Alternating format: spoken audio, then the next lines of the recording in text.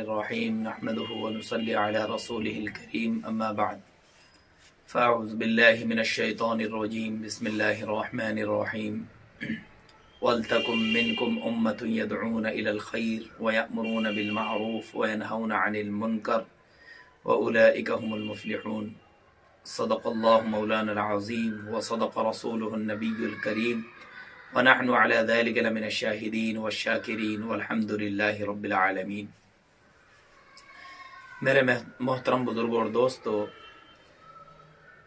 پچھلے ہفتے سے آپ یہ باتیں سن رہے ہیں، بلکہ آپ نے وہ خطبات بھی سنے ہوں گے جن خطبات کے اندر سعودی عرب کے اندر دعوت تبلیغ یعنی جماعت التبلیغ پر، تبلیغی جماعت پر پابندی عائد کر دی گئی۔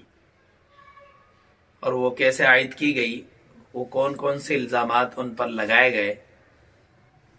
پہلا الزام جو انہوں نے لگایا وہ یہ تھا کہ یہ جو جماعت ہے، یہ جو تبلیغی جماعت ہے، یہ دعوت توحید یعنی توحید کی دعوت نہیں دیتی بلکہ شرک پرستی کی دعوت دیتی ہے۔ ایک الزام تو انہوں نے یہ لگایا، اور قبر پرستی کی دعوت دیتی ہے، قبر پرست ہے یہ جماعت۔ اور ایک الزام یہ لگایا کہ لا الہ الا اللہ کی غلط تشریح کرتی ہے، کہ جو اس کی تشریح ہونی چاہیے کلمہ لا الہ الا اللہ محمد الرسول اللہ، اس کی غلط تشریح کرتی ہے۔ اور یہ الزام لگایا کہ یہ جو جماعت ہے، تبلیغی جو جماعت ہے، یہ دہشت گردی کے دروازوں میں سے ایک دروازہ ہے۔ یہ الزام اور بھی کئی الزام انہوں نے اپنے خطبات کے اندر تبلیغی جماعت پر لگائے ہیں۔ میرے محترم بزرگو دوستو، سب سے پہلی بات تو یہ کہ ان علماء کرام جو کہ بڑے بڑے علماء ہوتے ہیں، انہیں چاہیے تھا یہ کہ سب سے پہلے وہ بات کی تحقیق کرتے، کہ جیسے کہ قرآن کریم میں اللہ رب العزت نے ارشاد فرمایا، یا ایھا الذین آمنوا ان جاءکم فاسق بنبأ فتبینوا، ایمان والو تمہارے پاس اگر کوئی فاسق خبر لے کر آئے، کوئی خبر لے کر آئے تو اس کی چھان بین کر لو۔ پہلا کام تو ان کو یہ چاہیے تھا کہ وہ چھان پھٹک کرتے، تفتیش کرتے، تحقیق کرتے، آیا جو تبلیغی جماعت جو عالمی جماعت ہے، پورے عالم میں اس کا کام ہو رہا ہے اور اللہ پاک اس سے کام لے رہا ہے، کہ یہ جماعت ایسی ہے جو شرک کی دعوت دیتی ہے۔ تحقیق ضروری تھی اس کی اور آج تو تحقیق کرنا نہایت ہی آسان ہے، اور اس کے لیے سب سے بہترین راستہ تو یہ تھا کہ اپنے محلوں سے نکل کر کے، اپنی لگژری کاروں سے نکل کر کے ان جماعتوں کے پاس آتے اور کچھ وقت ان کے پاس گزارتے اور ان کی باتیں سنتے کہ وہ آیا توحید کی دعوت دے رہے ہیں یا شرک کی دعوت دے رہے ہیں، قبر پرستی کی دعوت دے رہے ہیں، دہشت گردی کی دعوت دے رہے ہیں، ارہاب کی دعوت دے رہے ہیں، تشدد کی دعوت دے رہے ہیں، اس کی تحقیق کرتے۔ اور وہ کس چیز کی دعوت دیتے ہیں ان کے سامنے بالکل آیا ہو جاتا، ظاہر ہو جاتا، واضح ہو جاتا۔ لیکن انہوں نے کیا کیا، وہ تو ڈرپوک ہیں، ان کے اندر اتنی طاقت نہیں ہے کہ حق کو حق بول سکے، باطل کو باطل کہہ سکیں، بلکہ جس طریقے سے حکومت ان کو خطبات دے گی وہ اسی طریقے سے ان خطبوں کو پڑھیں گے، تحقیق کچھ نہیں کریں گے، اور منبر رسول سے کھڑے ہو کر کے جھوٹ بولیں گے، بددیانتی کریں گے، دھوکہ دیں گے، اپنے آپ کو بھی دھوکہ دیں گے اور لوگوں کو بھی دھوکہ دیں گے۔ آپ کو تحقیق کرنی چاہیے تھی کہ یہاں کا تو ایک ایک داعی جو ہوتا ہے، تبلیغی جماعت کا ایک ایک شخص صرف ایک اللہ کی طرف بلاتا ہے۔ انہیں جو 6 صفات کا دائرہ دیا گیا ہے، سب سے پہلی جو صفت ہے انہیں یہ معلوم ہونا چاہیے، وہ ایمان ہے۔ تبلیغی جماعت وہ ایمان کی دعوت دیتی ہے سب سے پہلے، اور توحید کے اندر اتنا مبالغہ کرتے ہیں کہ بعض لوگ تو اللہ سے ہوتا ہے، اللہ سے ہوتا ہے اتنا بولتے ہیں کہ انہوں نے اللہ سے ہونے میں دکانیں تک اپنی بند کر دی ہیں۔ کہ صرف ایک کرنے والی ذات اللہ کی ہے، مارنے والی ذات اللہ کی ہے، عزت دینے والی ذات اللہ کی ہے، ذلت دینے والی ذات اللہ کی ہے، یہ الفاظ اگر وہ سن لیتے تو وہ کبھی نہیں کہتے کہ وہ شرک کی دعوت دیتے ہیں، وہ قبر پرستی کی دعوت دیتے ہیں، وہ ایک اللہ سے ہونے کو بولتے ہیں۔ 6 صفات میں پہلی صفت جو ہے وہ کلمہ توحید کی ہے۔ اور حضرت مولانا الیاس صاحب رحمت اللہ علیہ کا جو مقصد تھا، جو مشن تھا، وہ مشن کیا تھا؟ اس تبلیغی جماعت سے آپ کا مشن یہ تھا، احیاء ما جاء به محمد صلی اللہ علیہ وسلم، کہ محمد صلی اللہ علیہ وسلم جو کچھ لے کر آئے ہیں پورا کا پورا دین، اس کو زندہ کرنا مقصد تھا۔ آپ کے چلنے کا ڈھنگ کیا تھا، آپ کے کھانے کا ڈھنگ کیا تھا، آپ کے معاملات کیسے تھے، آپ کی معاشرت کیسی تھی، آپ کے اخلاق کیسے تھے، سارا کا سارا دین، کس طریقے سے آپ نے شادی بیاہ کیے ہیں، کس طریقے سے آپ نے معاملات کی ادائیگی کی ہے، یہ سارا کا سارا مکمل جو دین ہے اسے زندہ کرنے کا مقصد۔ آپ نے کیسے کہہ دیا کہ یہ شرک کی دعوت دیتی ہے، توحید خالص کی دعوت نہیں دیتی ہے؟ آپ آتے، کم از کم ان کے ساتھ 3 دن گزارتے۔ آپ اپنے بہترین گھروں کے اندر ہیں، ایسیوں کے اندر ہیں، اور یہ تبلیغ والے اللہ کے راستے میں پھر کر در در اور گھر گھر اور گلیاں گلیاں اور بازاروں کے اور شہروں کے قریوں کے بیابانوں کے چکر لگاتے ہیں، اور اللہ کے بندوں سے یہ خوشامد کرتے ہیں کہ اللہ کی طرف آ جاؤ، اللہ کی طرف آ جاؤ، اپنے اللہ کو منا لو۔ جیسے کہ ہر نبی نے اپنے زمانے میں کام کیا ہے، یہ اللہ کے بندے اپنے سروں پر بستر لاد کر، اپنے کاندھوں پر بستر لاد کر یہ نہورے کرتے ہیں۔ ان کا کوئی فائدہ ہے؟ انہیں کوئی مال دے رہا ہے؟ کہ کچھ بے غیرت ایسے ہیں جو یہ کہتے ہیں کہ سعودی سے انہیں امداد بند ہو گئی۔ خدا کی قسم، کبھی اس دعوت و تبلیغ والوں نے کسی سے کوئی امداد نہیں لی۔ کبھی سنے تو ان کی بات کہ اپنی جان، اپنا مال، اپنا وقت، سب کچھ اپنا لے کر کے نکلتے ہیں، یہاں تک کہ برتن تک لے کر کے نکلتے ہیں۔ ان کے بارے میں کہا جا رہا ہے کہ یہ کون ہے کہ توحید کی دعوت نہیں دیتے ہیں، قبر پرستی کی دعوت دیتے ہیں۔ نہیں میرے محترم بزرگوں، دوستو، وہ غلط ہیں بالکل۔ آ کر کے تحقیق کریں۔ اور کیا کہا گیا کہ یہ جو ہے ایک دروازہ ہے دہشت گردی کا۔ کبھی آپ نے سنا کہ کوئی تبلیغی جماعت کہیں گئی ہو؟ تبلیغی جماعت بعض مسجدوں میں جاتی ہے، وہاں کے ہمارے مسلمان بھائی انہیں ذلیل کر کے مارتے ہیں، پیٹتے ہیں۔ کبھی آپ نے کسی تبلیغی کو دیکھا کہ انہیں مار رہا ہے، پیٹ رہا ہے؟ کیسے کیسے لوگ ہیں، پڑھے لکھے لوگ ہیں، وہ بھی یہ کہتے ہیں انہیں امداد ملتی ہے، اب انہیں مزہ آ رہا، بڑا مزہ آ رہا ہے ہمیں۔ ہمارے بہت سے بعض مسلمانوں کو بڑا اچھا لگ رہا ہے کہ اچھا ہوا اس پر بینڈ کر دیا گیا۔ کون سی جماعت ایسی ہے جو بالکل معصوم ہو، اس کے اندر کوئی کمی نہ ہو، اس میں غلطیاں نہ ہو، اس میں کوتاہیاں نہ ہو؟ اس جماعت کے اندر بھی کچھ کمیاں ہیں، ان کے لوگوں کے اندر کچھ غلطیاں ہیں، لیکن کچھ معمولی غلطیوں کی وجہ سے پورا کا پورا ختم کر دینا ان کی ساری محنتوں کو۔ کتنے سینکڑوں مدارس ہیں جو آج ذریعہ کس کے ذریعے سے بنے؟ کہ تبلیغ والوں کے۔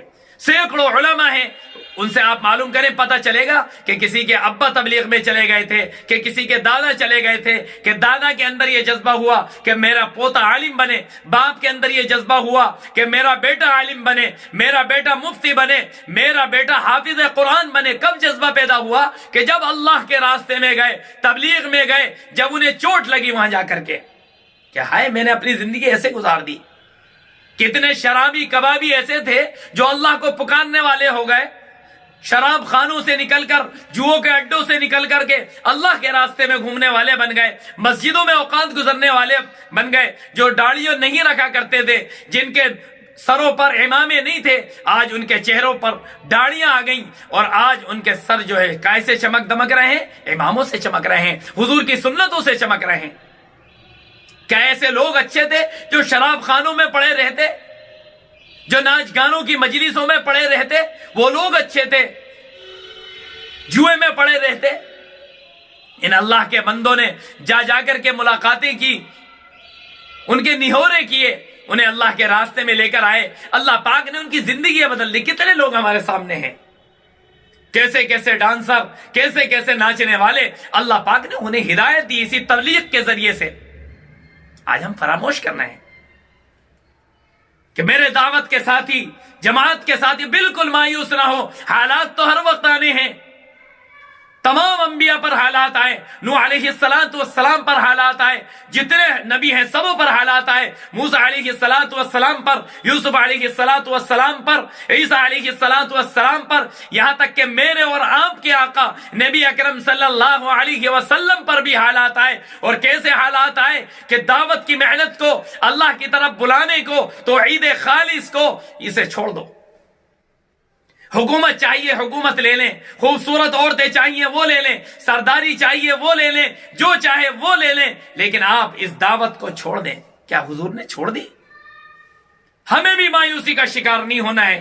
حالات آئیں تو ہمیں جمنا ہے، اللہ سے مانگنا ہے، اللہ کے سامنے گڑ گڑانا ہے، اور اپنے کام کو علماء کی ماتحتی میں لے کر کے چلنا ہے، اپنی غلطیوں کی اصلاح کرنی ہے۔ ان سعودی والوں کو، ان خبیثوں کو، میں عرب کو برا نہیں کہہ رہا، لیکن جو ظالم ہے میں ان ظالموں کے کہہ رہا ہوں کہ اللہ سے ڈرے، اللہ کا خوف اپنے اندر پیدا کرے، اللہ کے عذاب سے ڈرے کہ وہ گھر، وہ شخص، وہ حرمین شریفین جہاں پر نبی اکرم صلی اللہ علیہ وسلم نے شراب کو حرام قرار دیا تھا، جوئے کو حرام قرار دیا تھا، ناچ گانوں کو حرام قرار دیا تھا، آج تم نے کیا کر دیا؟ وہاں پر جوؤں کے اڈے قائم کر دیے، وہاں اختلاط چالو کر دیا، ناچ گانا شروع کر دیا۔ تمہیں شرم آنی چاہیے، اللہ کے عذاب سے ڈرنا چاہیے۔ جہاں پر اللہ یاد آتا تھا، اس کا نبی یاد آتا تھا، کہ آج تم وہاں پر بار کھول رہے ہو، شراب خانے کھول رہے ہو، جوا خانے کھول رہے ہو، عورتوں اور مردوں کے اختلاط کر رہے ہو، اور نیم برہنہ عورتوں کو لا الہ الا اللہ کا جھنڈا دے کر کے نچا رہے ہو۔ تمہیں شرم نہیں آتی؟ تمہیں اللہ سے ڈر نہیں لگتا کہ یہی زندگی ہے، مرنا نہیں ہے، اللہ کے سامنے جواب دہی نہیں کرنی ہے؟ اللہ سے ڈرو، اللہ سے ڈرو۔ ہمارے وہ علماء بھی بہت درخواست کے ساتھ، التماس کے ساتھ میں ان سے کہہ رہا ہوں کہ وہ بھی تحقیق کرے، اور ہمارے یہاں کے جو بھائی ہیں وہ بھی اللہ سے ڈرے کہ جب کعبۃ اللہ کے اندر مسجدوں پر نماز پر بینڈ لگایا گیا، یہاں کے لوگوں کو تو موقع مل گیا، ہم موقع دے رہے ہیں۔ ایسے وقت میں جب اتحاد کی ضرورت تھی، آپسی بھائی چارے کی ضرورت تھی، یہاں انتشار کیا جا رہا ہے۔ یہاں کے حالات کیسے ہیں آپ لوگوں کو نہیں پتا ہے؟ آپ شرم کریں۔ مکہ مکرمہ، مدینہ منورہ جیسی جگہ میں جہاں پر حضور اکرم صلی اللہ علیہ وسلم نے فرمایا تھا ان خبیثوں کو نکال کر باہر کرو، اخرج الیہود والنصارى من جزیرۃ العرب، جزیرہ عرب سے نصارہ کو، یہود کو نکال کے باہر کرو۔ آج تم انہی کو داخل کر رہے ہو، ان کے بڑے بڑے ہوٹل ہیں، ریسٹورنٹ ہیں، بڑی بڑی چیزیں ہیں، آج انہیں داخل کر رہے ہو۔ اسلام کے خلاف کام کرتے ہو، توحید کے خلاف کام کرتے ہو۔ ان علماء کو نہیں دکھ رہا ہے کہ وہ روکے کہ ان جوا کے اڈوں کو ختم کرو، شراب کے اڈوں کو ختم کرو۔ ہمیں چاہے سہولت ملے نہ ملے، ہمیں چاہے تکلیفیں ملیں، تشدد کا ہم شکار ہو جائیں، انہیں بولنا چاہیے۔ کیوں نہیں بولتے؟ اس بات پر کیوں نہیں بول رہے؟ اور کہہ رہے ہیں کہ تعذب کی جماعت ہے، یہ جماعت گروہ بندی والی جماعت ہے، سیاست پر نہیں بولتی، دہشت گردی تو کیا کرے گی؟ ان کا 6 نمبر کا دائرہ ہے، 6 صفات کا دائرہ ہے، صرف اس کے اندر بولتے ہیں۔ غلطی کوتاہیاں ہر ایک کے اندر ہے۔ علماء عرب کو چاہیے کہ وہ بولیں، ایک ایک بری چیز کو بولیں، ننگے ناچ کے بارے میں بولیں، اللہ سے ان کو ڈرائیں، اللہ کے عذاب سے ڈرائیں۔ حضور اکرم صلی اللہ علیہ وسلم نے جن چیزوں کو وہاں پر ختم کیا تھا کہ شراب کے بالکل، حضور اکرم صلی اللہ علیہ وسلم نے جب منع کیا تو وہاں پر جو نالے تھے وہ بھر گئے تھے، آج وہیں پر شرابیں داخل کر رہے ہیں۔ شرم آنی چاہیے کہ ایسی جماعت جو پوری دنیا کے اندر چل کر کے اللہ اور اس کے رسول کے دین کا بول بالا ہو جائے، اس کے لیے محنتیں کر رہی، آپ اس پر بینڈ لگا رہے ہیں۔ کس پر بینڈ لگا رہے ہیں؟ اور اللہ کا کام کسی کے روکنے سے کبھی نہیں رکا ہے، اللہ کا کام ہو کر رہے گا۔ آپ عریانیت کی دعوت چاہے کتنی دے لیں، آپ زناکاری کی دعوت چاہے کتنی دے لیں، بدعمالیوں کی دعوت کتنی دے لیں، اللہ کا دین غالب ہو کر رہے گا۔ ڈریں، اللہ کا خوف کریں کہ ایسے کام نہ کریں کہ جس میں اللہ پاک آپ کو صفحہ ہستی سے مٹا دیں۔ اور کتنا ذلیل ہوں گے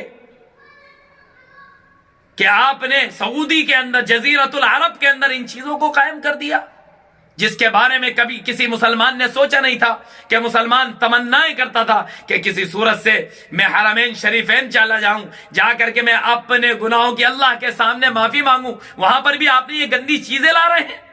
آپ کو شرم آنی چاہیے۔ میرے محترم بزرگوں، دوستو، ہمیں بھی اللہ کے سامنے خوب رونا چاہیے، گڑ گڑانا چاہیے۔ کتنے خطرناک فتنے آ گئے، اور جو دعوت کی محنت سے دور ہیں، کلمہ توحید کی دعوت محنت سے دور ہیں، وہ اللہ کے طرف آئیں، اللہ کے کلمے کو بلند کریں، اپنے معاملات کی صفائی کریں، نمازوں کی پابندی کریں، علم اور ذکر کے اندر مشغول رہیں، اپنے بھائیوں کا اکرام کریں، معاملات صاف رکھیں، اخلاص پیدا کریں، خوب اللہ کے راستے میں نکلیں، خوب دین کو سکھائیں، خوب دین کو سیکھیں، تاکہ ان لوگوں کو پتہ چلے۔ اللہ پاک مجھے بھی اور آپ کو بھی کہنے سننے سے زیادہ عمل کی توفیق مرحمت فرمائے۔ وآخر دعوانا ان الحمد للہ رب العالمین۔